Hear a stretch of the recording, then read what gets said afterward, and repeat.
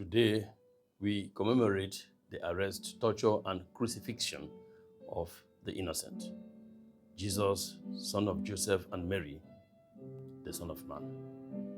One crucified with him confessed, "We receive the due reward of our deeds, but this man hath done nothing amiss."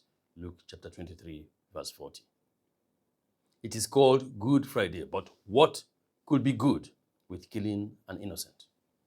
The good is its significance. 1.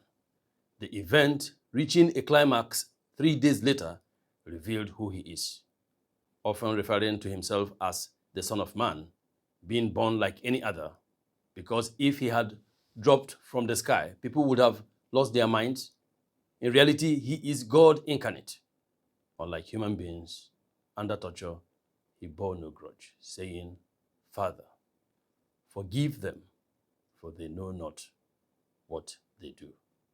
Luke 23, verse 34. Skeptics, the disingenuous, ask, where did Jesus say he is God? Well, many places. "I and my Father are one." John chapter 10, verse 30. See also Luke chapter 10, verse 22, John 14, 6. 2. The event of Good Friday ended blood sacrifice. His death was a sacrifice to end all blood sacrifice that became necessary after the severance of the personal relationship that existed in the beginning between Adam, Eve, and God. In those days, there was no suffering, no death, no need for sacrifice. Now, we only need do his bidding. 3.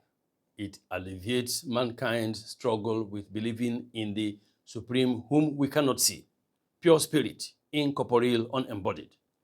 Adam and Eve enjoyed a personal relationship with the Supreme, unfortunately severed by doubt. See Genesis chapter 3, verses 8 to 13. Retaining a fuzzy memory of that time called instinct, we struggle with believing that he is. Because he loves mankind, he incarnated to clear that fuzziness. See John chapter 3, verse 16. "He that hath seen me hath seen the Father," said the Lord Jesus. John chapter 14, verse 9. Brothers, sisters, from today, begin to reestablish the personal relationship. Confess Jesus is Lord and receive the abundant life. End that suffering, that diabetes, hypertension, loneliness, premature death. To build up and strengthen your faith, visit youtube.com/@revealedtransformation, facebook.com/Dr. Charles QC as written on the screen, facebook.com/Revealed Transformation Church of Christ, or call or WhatsApp +234 810 998 5808. Be blessed.